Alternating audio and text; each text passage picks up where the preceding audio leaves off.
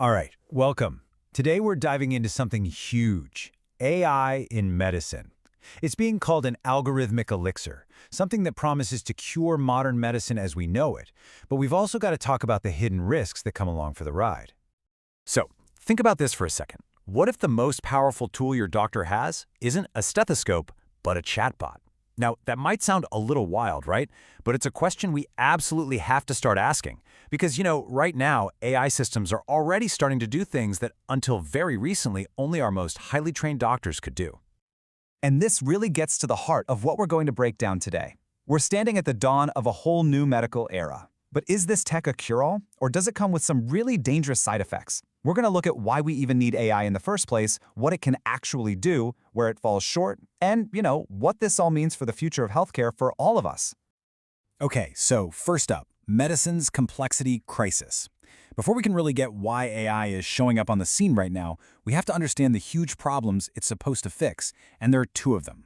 Medicine is facing this massive, overwhelming complexity crisis, both in the clinic and, well, in the wallet. And this quote from Dr. Jonathan Chen at Stanford Medicine, wow, it just nails it.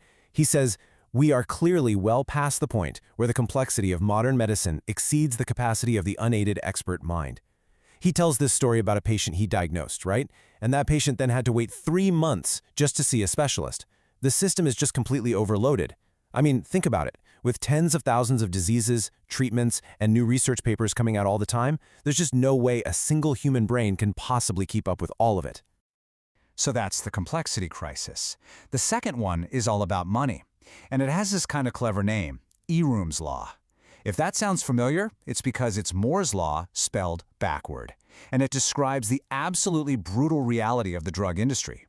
For decades now, even with all our amazing new technology, the number of new drugs we get for every $1 billion we pour into research and development, well, it's been going down. We're spending more and more to get less and less. It's not sustainable. All right, so we've got these two massive problems, right? Overwhelming complexity and skyrocketing costs. And that's where AI comes in. The medical world is looking at AI and seeing this almost superhuman ability to crunch insane amounts of data and spot patterns on a scale that is it's way beyond what any human can do. And if you want to see just how fast this is happening, check this out. We're looking at performance on the U.S. medical licensing exam. In early 2022, AI models, they were barely squeaking by, just passing. But then, fast forward to late 2023, GPT-4 isn't just passing anymore. No, it's actually outscoring the average human doctor. This isn't just a small step up, it's a massive exponential leap. Okay, but it's not just about acing tests, not by a long shot. Let's talk about one of the biggest, hardest problems in all of biology, the protein folding problem. Basically, you have to predict the 3D shape of a protein just from its basic building blocks. And why does that matter? Well, a protein shape decides what it does. So if you can predict the shape, you can design drugs to target it. For 50 years, this was like the holy grail, a grand challenge. And then, DeepMind's AI, AlphaFold, basically solved it. This wasn't just some small improvement, we're talking a Nobel Prize-winning breakthrough. It is completely changing the game for how we discover new medicines. So, what does all this add up to in dollars and cents? Well, get a load of this number. $110 billion. That's the annual value that McKinsey estimates AI could bring to the pharma industry. And this isn't just about cutting costs here and there. This is a direct assault on that Eroom's Law we talked about. It's about making drug discovery faster, cheaper, and frankly, a whole lot more successful. Okay, so AI seems like this unstoppable force, right? Well, not so fast. For all of its incredible power, AI has a huge Achilles heel. These super complex systems are only as good as the data you feed them. And this leads to what we call the garbage in problem, which can be, well, it can be downright dangerous and sometimes, honestly, a little bit funny. You've probably heard this phrase before, garbage in, garbage out. It is the absolute #1 rule of machine learning. You can have an AI model with billions, even trillions of parameters, but if the data it learns from is bad, if it's biased or just plain wrong, then its answers are going to be bad too. And what's really fascinating is that because these models are so smart, they are also incredibly lazy. They will look for any shortcut, any way to cheat to get the right answer, even if it's for the wrong reason. And here is a classic, almost perfect example of this cheating. Researchers built an AI to spot skin cancer, melanoma, from photos. And at first, it looked amazing, super accurate. But then they dug in and figured out what it was really looking at. Turns out a lot of the photos of cancerous moles in its training data had a little ruler next to them for scale. So the AI didn't learn to spot the subtle visual signs of cancer. Nope. It just learned, hey, if there's a ruler in the picture, call it cancer. It found a shortcut, a poker tell, and it just used that to get a good grade.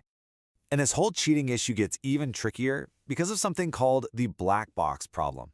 The most powerful AIs, they're so complex that even the people who made them can't fully explain why they make a certain decision. It's like it can give you the right answer, but it can't show its work.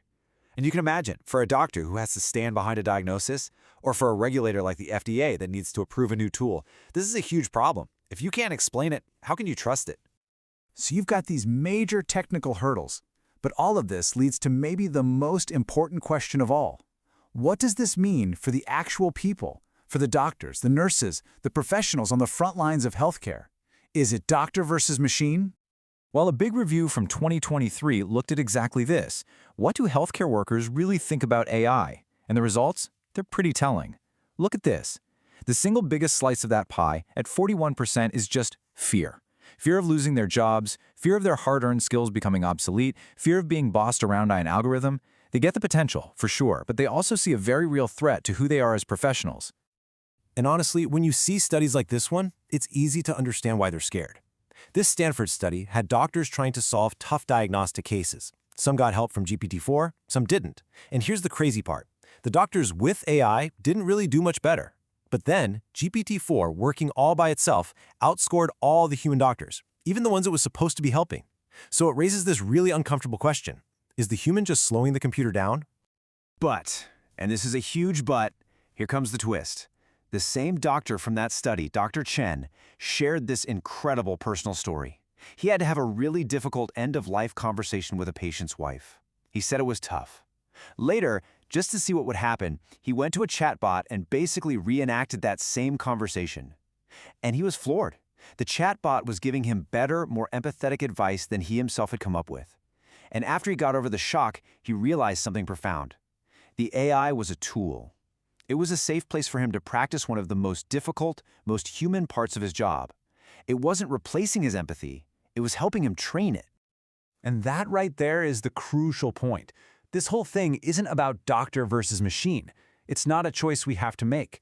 The real future, the one we should be aiming for, is about augmenting the human touch. It's about figuring out how doctors and AI can work together to build a healthcare system that's smarter, more efficient, and maybe even more human than what we have now. There's this classic quote from Warner Slack that says, "Any doctor that could be replaced by a computer should be replaced by a computer." Now that sounds harsh, right? But people get it wrong. He wasn't saying we should get rid of doctors. The point was the opposite. It's a challenge. It's saying that the things that make a doctor truly great, the empathy, the judgment, the human connection, those are the things a computer can't replicate. The quote is a call for doctors to be the kind of professional that AI can't replace. And that brings us right up to today. This quote from Dr. Kurt Langlotz, another Stanford expert, really frames the modern reality perfectly. He says, while AI is not going to replace doctors, those who learn how to use it may very well replace those who do not. And that's it, right there. It's not about replacement, it's about augmentation. The doctors who are going to lead the way are the ones who figure out how to use these tools to become even better at their jobs, to let the AI handle the grunt work so they can focus on what really matters, you, the patient. So, how do we get there? What's the path forward? Well, it's a pretty big to-do list. We're talking about retraining pretty much the entire healthcare workforce. We need to build solid ethical and regulatory rules. And, this is critical, we have to get doctors and nurses involved in building these tools from the very beginning. We need to focus on augmenting people, not just automating tasks. And all of it, every single piece, rests on that one foundation we talked about earlier, high-quality, unbiased data. Because if we get that wrong, all we're going to do is build a system that makes our current problems and biases even worse. Which brings us to one last question. And this one is for you to think about. This isn't science fiction anymore. This technology is here, and it's starting to show up in clinics right now. We all have a stake in how this plays out. So let me leave you with this. The next time you see a doctor, what would you want? Would you want them relying only on their own human mind, or would you want them to be augmented by what might just be the most powerful medical tool ever created?